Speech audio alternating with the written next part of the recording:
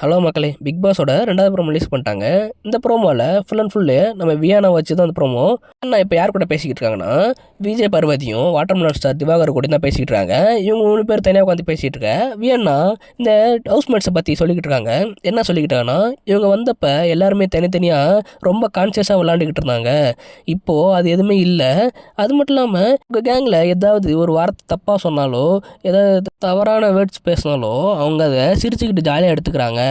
ஆனால் மற்றவங்க பேசும்போது அது கொஞ்சம் ட்ரிகர் ஆகுறாங்க அப்படின்னு சொல்லிட்டு நம்ம வியன்னா கரெக்டாக சொல்லிக்கிட்டு இருக்காங்க.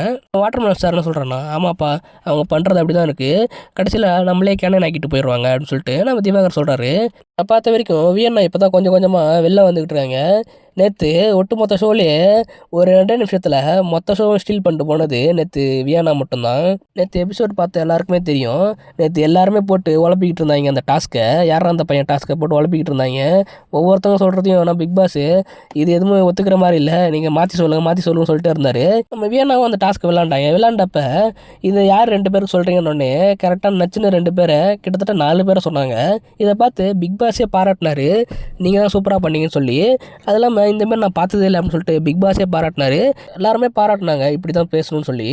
அந்தமாரி நேற்று வேறு லெவலில் சொல்லி விட்டாங்க. அது மட்டும் இல்லாமல் அந்த அன்பு கேங்க போட்டு முடிச்சு விட்டதும் இவங்க தான் எனக்கு தெரிஞ்சு. ஏன்னா யாருமே யாரையும் சொல்லிக்காமல் வெறும் திவாகரையும் விஜய் பார்வதி மட்டுமே சொல்லிக்கிட்டு இருந்தாங்க. இவங்க தான் இறங்கி அந்த சீட்டில் இருக்க வாக்கியத்துக்கு யார் கரெக்டாக இருப்பாங்களோ அவங்கள பர்ஃபெக்டாக சொன்னாங்க. எனக்கு தெரிஞ்சு இவங்க இன்னும் கேம் நல்லா விளாண்டா நல்லாயிருக்கும்னு நினைக்கிறேன். ஆனால் இன்றைக்கி பார்த்தா கொஞ்சம் பயமாக இருக்குது. ஏன்னா அவங்க நம்ம விஜய் பார்வதியும் திவாகர் கூடயும் டீமாக உக்காந்துருக்கிறத பார்த்தா அது கொஞ்சம் பயமாக இருக்குது. இவங்க டீம் சேராமல் தனியாக விளையாடுறதா நல்லா இருக்குது. எனக்கு நேற்று பார்த்ததுலேருந்து எனக்கு இவங்க விளாண்டதான் ரொம்ப பிடிச்சிருந்தது. உங்களுக்கு வியன்னா விளாண்டது பிடிச்சிருந்தா பிடிக்கலையா, நேற்று எப்படி விளாண்டாங்க அப்படின்றத கமெண்ட்ஸில் சொல்லுங்கள். இந்த மாதிரி நிறைய வீடியோ தெரிஞ்சுக்க சேனலை சப்ஸ்கிரைப் பண்ணிக்கோங்க. அடுத்த வீடியோவில் பார்க்கலாம்.